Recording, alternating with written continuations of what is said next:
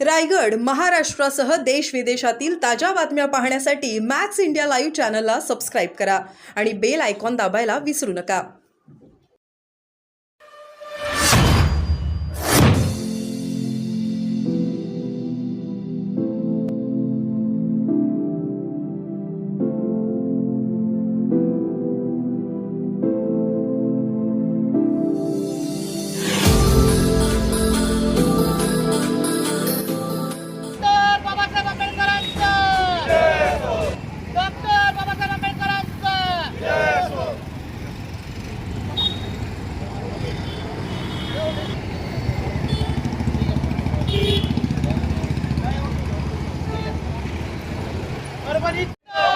भारतीय संविधान जिंदाबाद, भारतीय संविधान जिंदाबाद।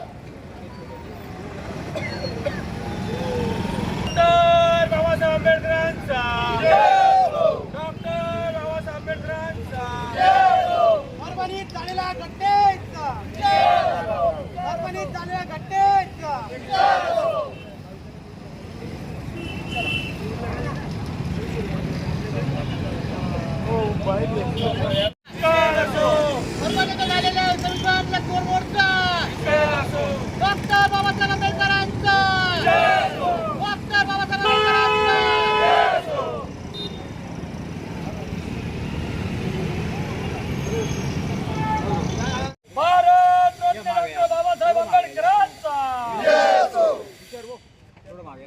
या घोषणा देत राहा।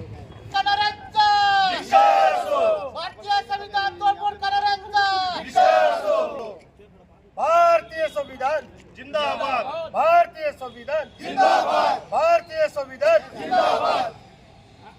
भारतीय संविधानाची तोडफोड करणाऱ्या हरामखोरांना शिक्षा झालीच पाहिजे। भारतीय संविधानाची तोडफोड करणाऱ्या हरामखोरांना प्रत्येक राज्यामध्ये संविधान तर एक ज्या पद्धतीने किंवा संविधान दिवस आपण ज्या पद्धतीने साजरी करतो, या संविधानाचा एक आपण आदर पण करतो, एकीकडे आदर करतो आणि एकीकडे असा प्रकार घडतो।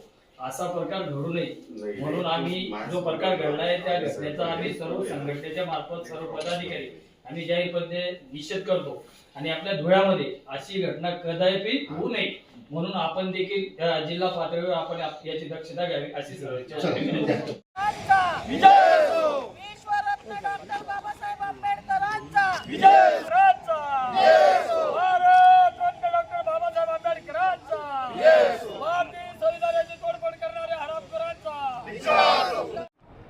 मी सिद्धार्थ वाघ परवा रोजी परभणी येथे भारतरत्न डॉक्टर बाबासाहेब आंबेडकर यांच्या स्मारकालगत असलेले भारताचे प्रतीक भारतीय संविधानाची प्रतिमेचे परभणीतील काही माथेफिरू समाजकंटकाच्या वतीने तोडफोड करण्याचा प्रयत्न करण्यात आला। त्या तोडफोड करणाऱ्या हरामखोराला अटक करण्यात आलेली आहे, पण त्या ठिकाणी परभणी शहरातील संविधानप्रेमी व आंबेडकरवादी जनतेच्या वतीने मोठ्या प्रमाणात आंदोलन करण्यात आलेले होते। त्या आंदोलनाला काही समाजकंटकांनी हिंसक वळण दिलेलं आहे।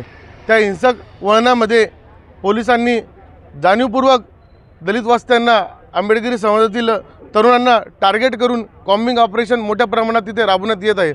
आमची या ठिकाणी धुळेकर जनतेच्या वतीने व सर्व संविधानप्रेमी सर्व आंबेडकरी जनतेच्या वतीने परभणी पोलीस प्रशासनाला इथून आवाहन करतो आहे की तात्काळ तिथलं कॉम्बिंग ऑपरेशन थांबवण्यात यावं व त्या ठिकाणी आंदोलन करताना जे गुन्हे दाखल करण्यात आलेले आहे ते गुन्हे देखील मागे घेण्यात यावे आणि ज्या तोडफोड करणाऱ्या समाजकंटकाच्या मागे सूत्रधार कोण आहे याची सखोल चौकशी करून त्याला तात्काळ अटक करण्यात यावी अशी आमची मागणी आहे। जय हिंद।